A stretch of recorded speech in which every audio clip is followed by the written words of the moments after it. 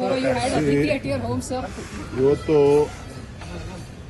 ಮುಖ್ಯಮಂತ್ರಿಗಳ ಫಸ್ಟ್ ನಾನೇ ಬನ್ನಿ ಅಂತ ಕರೆದಿದ್ದೆ.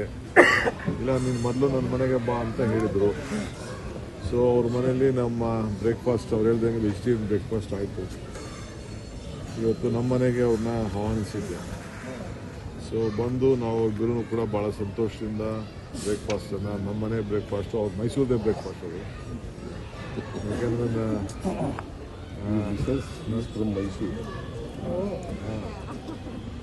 ಮೈಸೂರು ಟೇಸ್ಟು. ಸೊ ಅವ್ರದ್ದೇ ಬ್ರೇಕ್ಫಾಸ್ಟ್ ಅದು. ಸೊ ಎಲ್ಲ ಬ್ರೇಕ್ಫಾಸ್ಟ್ ಎಲ್ಲ ಮಾಡಿದ್ವಿ. ಮಾಡಿದ್ಮೇಲೆ ರಾಜಕೀಯವಾಗೂ ಕೂಡ ಚರ್ಚೆ ಮಾಡಿದ್ವಿ.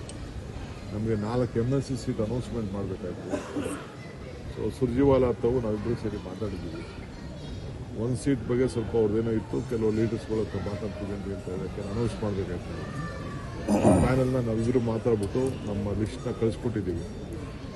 ಆ ವಿಚಾರ ಕೂಡ ಚರ್ಚೆ ಮಾಡಿದ್ವಿ. ಪಕ್ಷದ ವಿಚಾರ ಕೂಡ ನಾವು ಚರ್ಚೆ ಮಾಡಿದ್ವಿ. ಸರ್ಕಾರದ ವಿಚಾರ ಕೂಡ ಚರ್ಚೆ ಮಾಡಿದ್ವಿ. ಸೊ ಅಸೆಂಬ್ಲಿ ವಿಚಾರ ಕೂಡ ಚರ್ಚೆ ಮಾಡಿದ್ವಿ.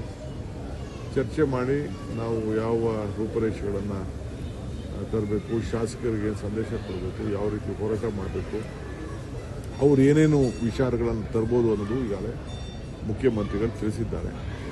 ಅವರೇನೇ ತಂದರೂ ಕೂಡ ನಾವು ಎದುರಿಸ್ತೇವೆ. ನಮ್ಮದು ಒಂದೇ ಧ್ವನಿ, ಒಂದೇ ಆಚಾರ ವಿಚಾರ. ಸೊ ನಾವು ಅವ್ರು ಏನು ತಂದರೂ ಕೂಡ ನಾವು ಎದುರಿಸಲಿಕ್ಕೆ ನಾವು ಸಿದ್ಧರಿದ್ದೇವೆ. ಸೊ ನಮ್ಮೆಲ್ಲ ಶಾಸಕರು ಕೂಡ ಅಲ್ಲಿ ಒಳ್ಳೆ ಪಾರ್ಟಿಸಿಪೇಟ್ ಮಾಡೋಕ್ಕೆ ಒಂದು ಅವಕಾಶ ಇದೆ. ಈ ಮಧ್ಯದಲ್ಲಿ ನಾವು ಆಲ್ ಪಾರ್ಟಿ ಮೀಟಿಂಗ್ ಬಗ್ಗೆ ನಾನು ಚರ್ಚೆ ಮಾಡಿದೆ.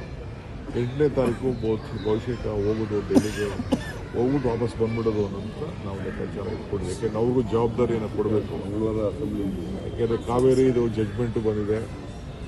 ಮೆಕ್ಕೆಜೋಳ, ನಮ್ಮ ಬರಬೇಕಾದಂಥ ಹಣ ಏನು ನಮಗೆ RDPR ಬರಲಿಲ್ಲ, ಅರ್ಬನ್ ಡೆವಲಪ್ಮೆಂಟ್ ಬಂದಿಲ್ಲ, ಇರಿಗೇಷನ್ ಬಂದಿಲ್ಲ, ಎಲ್ಲ ವಿಚಾರಗಳು ಕೂಡ MP ಅವ್ರುಗಳಿಗೆ ಜವಾಬ್ದಾರಿಯನ್ನು ಕೊಡಬೇಕು.